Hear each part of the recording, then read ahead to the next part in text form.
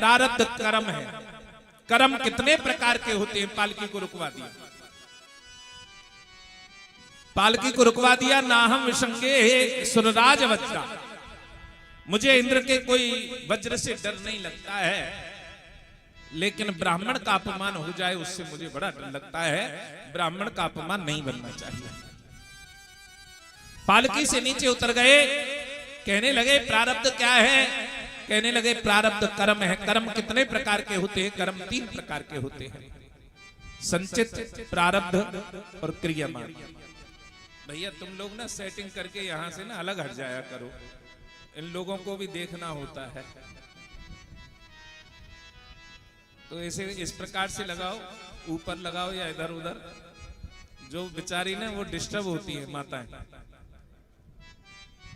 मैं जान सकता हूं क्यों, क्योंकि कथा में सुख जब ही मिलता है, नहीं तो यूट्यूब पे तो घर ही बैठे देख ले। घर में जब तक नजरों से नजर ना मिले तब तक कथा श्रवण करने में सुख नहीं मिलता, आनंद नहीं आता। और कथा की एक और विशेषता है कि हर व्यक्ति को लगे कि ये सब बात मेरे ऊपर कही जा रही है। हर व्यक्ति को लगना चाहिए ये सब मुझे सुनाया जा रहा है, ये नहीं कि तुझे सुनाया जा रहा है, ये मुझे सुनाया जा रहा है।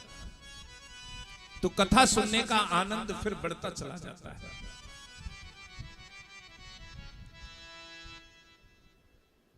कर्म कितने प्रकार के होते हैं? कर्म 3 प्रकार के होते हैं, संचित, प्रारब्ध और क्रियमान। संचित जिसका फल हमें अभी नहीं मिला है, लेकिन एक दिन भोगना पड़ेगा। जैसे भीष्म पितामह कितने बड़े व्रतधारी थे, कितने बड़े ब्रह्मचारी थे, लेकिन फिर भी उन्हें बाणों की सैया पर सोना ही पड़ा।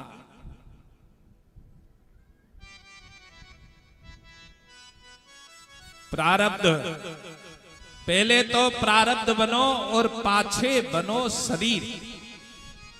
पहले प्रारब्ध बनता है और उसके पश्चात ये शरीर मिला है। हमें ये बेटा बेटी, धन दौलत, मान बढ़ाई, यश कीर्ति, ये हमारा प्रारब्ध है।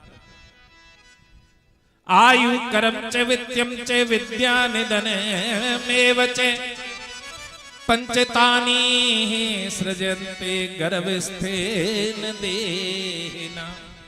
ए सुनो, भय माता हमारे क्या क्या लिखती है?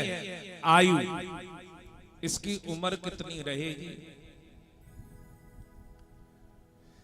कर्म, क्या करेगा? चोरी करेगो, छिनरई करेगो, व्यापार करेगो, क्या कर्म करेगा?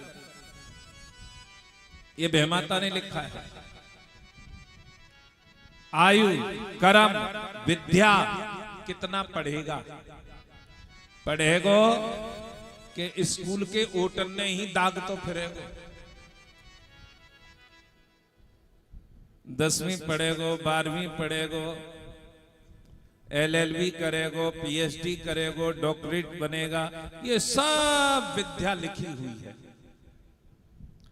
आयु, कर्म, विद्या, धन कितना होगा, कितना कमाएगा? ये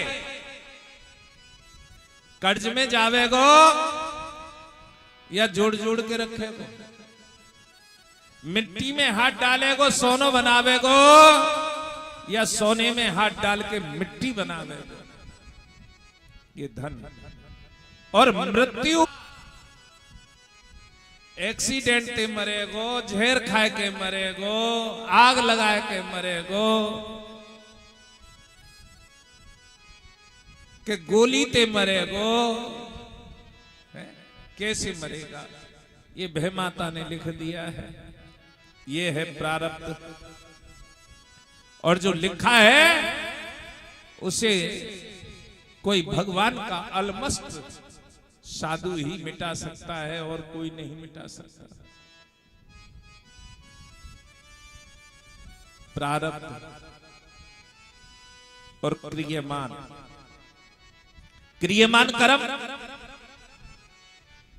कलयुग में यदि तुमने कोई पुण्य किया है तो 1 वर्ष के अंदर उसका प्रतिफल तुम्हें प्राप्त हो जाएगा। इसीलिए कलयुग में दान पुण्य की विशेषता है, व्रत की विशेषता है, भगवान के मंदिरों में जाने दर्शन करने की विशेषता है।